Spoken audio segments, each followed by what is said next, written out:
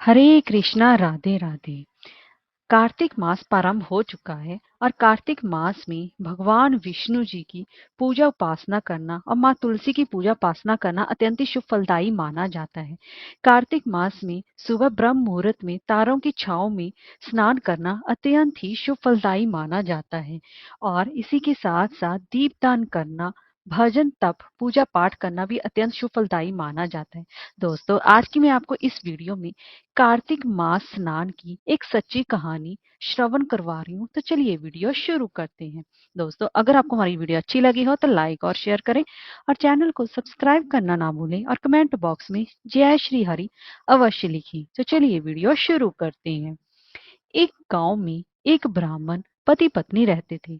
वे दोनों प्रतिदिन 7 कोस दूर गंगा और यमुना नदी में स्नान करने जाते थे।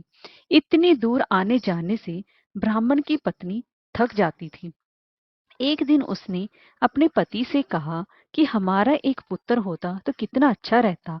पुत्र के बहू आती तो हमें घर वापस जाने पर खाना बना हुआ मिलता और बहू घर का काम भी कर देती।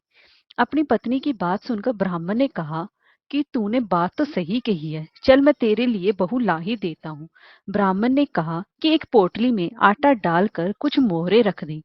ब्राह्मण के कहे अनुसार उसने पोटली बांधकर दे दी। पोटली लेकर ब्राह्मण चला गया। ब्राह्मण को सफर के दौरान यमुना के किनारे पर बहुत ही सुंदर लड़कियां दिखाई दी। वह रेत में घर बनाकर खेल रही थी।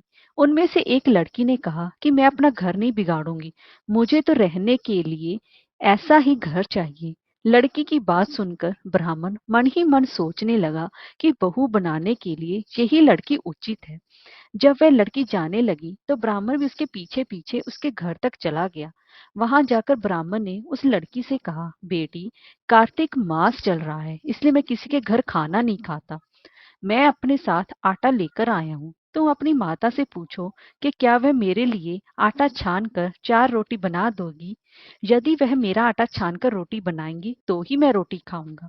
उस लड़की ने जाकर अपनी माँ को ये सारी बात बताई। माँ ने कहा, ठीक है, तुम जाकर उस ब्राह्मण देवता से कह दो कि वह अपना आटा दे दे, मैं रोटी बना दूंगी। जब वह आटा छानने लगी तो आटे में से सोने की मोहरें निकली। वह सोचने लगी कि जिसके आटे में इतनी मोहरें हैं उसके घर में कितनी मोहरें होंगी।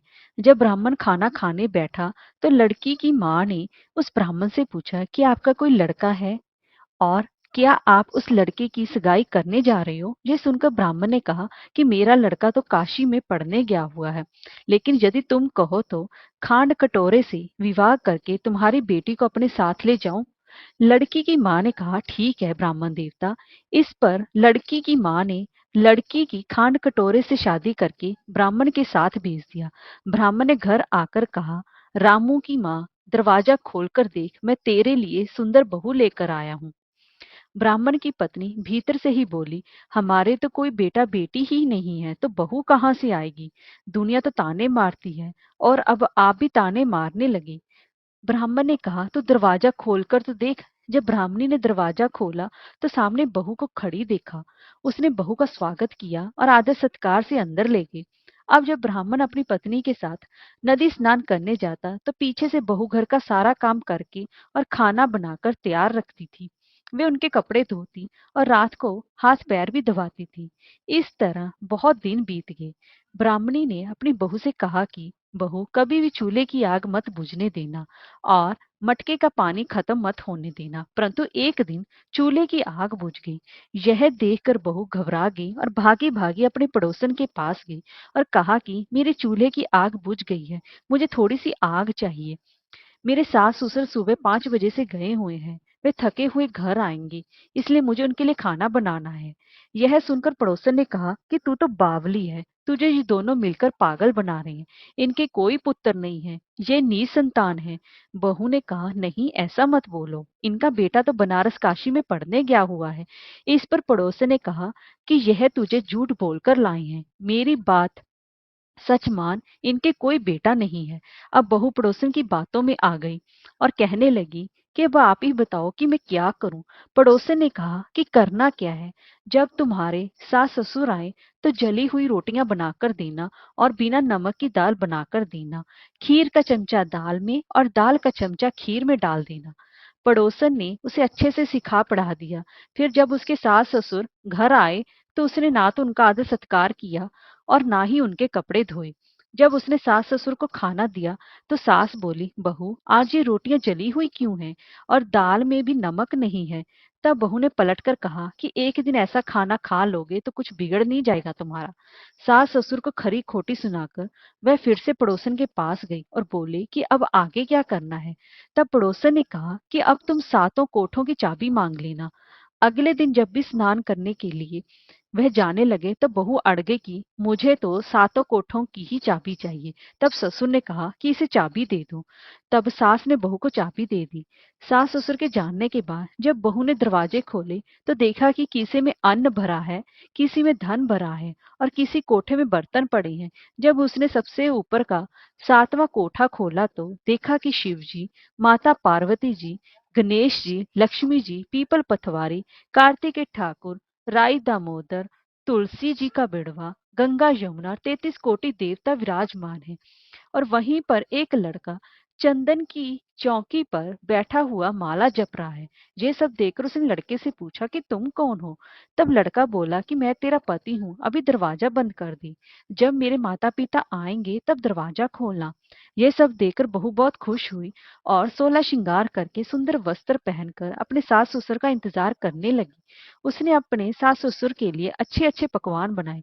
जब उसके सास ससुर घर पर आए तो उसने उनका आदर सत्कार किया और प्रेम पूर्वक खाना खिलाया और हाथ पैर दबाने लगी। पैर दबाते दबाते बहू ने कहा कि माँ जी, आप इतनी दूर गंगा यमुना स्नान करने के लिए जाती हो तो आप थक जाती हो, इसलिए आप घर पर ही स्नान क्यों नहीं करती हो। यह सुनकर सास कहने लगी कि बेटी, गंगा यमुना घर पर तो नहीं बहती है।